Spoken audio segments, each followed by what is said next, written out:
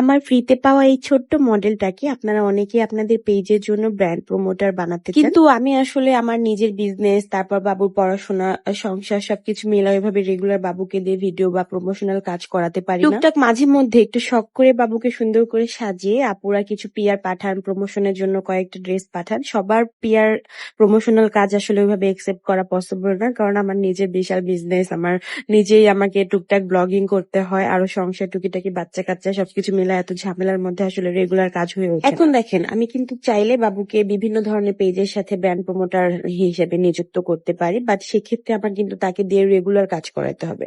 এখন আমি বাবুকে 15 দিন, 2 সপ্তাহ পরে, 1 সপ্তাহ পরে একটা ভিডিও পোস্ট করলে আপনারা ওই পোস্টে যে ধরনের মন্তব্যগুলো করেন, কিছু কিছু মানুষ এত বাজেভাবে কমেন্ট করে, সো ওই জিনিসগুলো আমি চাচ্ছি না যে আপনারা বাবুকে এত নেগেটিভ ভাবে কথাবার্তা বলেন।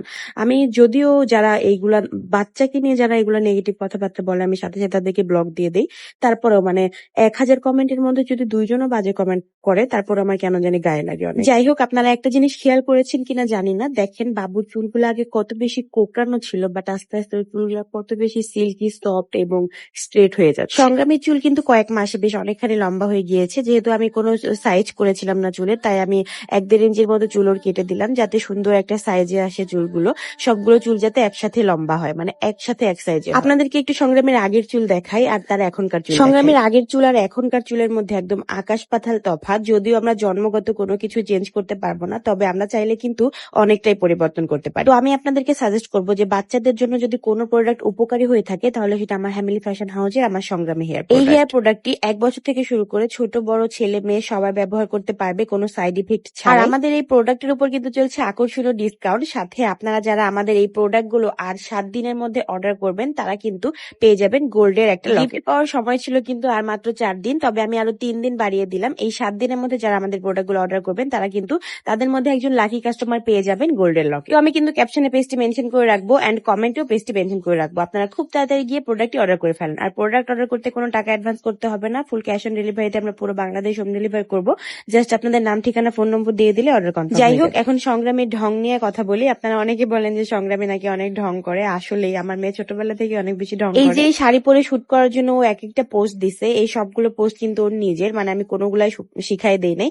ওকে জাস্ট বলছি যে অন্যরকম করো এখন, অন্যরকম করো এখন, আর ও এইভাবে পোস্ট দিছে। যে আপুরা আমার বাবুর জন্য পিআর পাঠাতে চান, আমি কিন্তু পিআর একসেপ্ট করতে পারবো না। আপনারা যদি পেইড প্রমোশন করাতে চান, আমি পার ভিডিও প্রতি একটা অ্যামাউন্ট রাখবো, সেভাবে আপনাদেরকে প্রমোশনাল ভিডিও করে দিব। আর যে আপুরা ব্র্যান্ড প্রমোটার ওকে বানানোর জন্য আমাকে বলেছিলেন, তাদের জন্য খুবই দুঃখিত, কারণ আসলে ওর লেখাপড়া, তারপর স্বাভাবিক জীবনযাপনের জন্য এসব রেগুলার এই জিনিসগুলো আসলে ওর পক্ষে সম্ভব হয়ে উঠবে না। আর আমিও চাচ্ছি না যে ওকে রেগুলার ভাবে এখানে নিয়ে আসি। আর একটু বড় হোক, তখন একটু চিন্তা করে দেখবো। যাই হোক, অনেক আপুরা কমেন্ট করেছিলেন যে শাড়িটার কোয়ালিটি কেমন, শাড়ির কাপড় কেমন। তো তাদের উদ্দেশ্যে বলবো, এই শাড়িটা এত বেশি সুন্দর হবে, বাবুকে পরলে যে এত সুন্দর ফিটিং হবে বা এত সুন্দর ম্যাটেরিয়াল, আমি কিন্তু এটা হাতে না পেলে বুঝতাম না। তো আমি আপনাদেরকে বলবো, যাদের আপনাদের এই শাড়িটা পছন্দ হয়েছে, অনেক সুন্দর সুন্দর কালার আছে।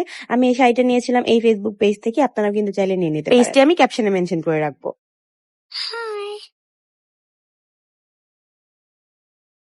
তো আজকের মতন ভিডিও শেষ।